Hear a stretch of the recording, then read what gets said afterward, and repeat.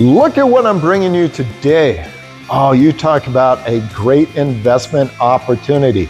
This is it. It is a 1994 Camaro Z28. That means it has a full performance package. You got the disc brakes, the power steering, the AC, powered windows, removable top. It is loaded, and these cars perform so nice. Talk about a solid road car, it is right here. Now let's take just a moment. It's a 94, that means its birthday makes it 31 years old. Classic car shows are for cars that are 30 years and older. Okay, that means you are now welcome to all the car shows. You can do the cruise-ins, you can do the shows. It is ready for you and you will be welcome. Now, let's take just a moment and talk about that.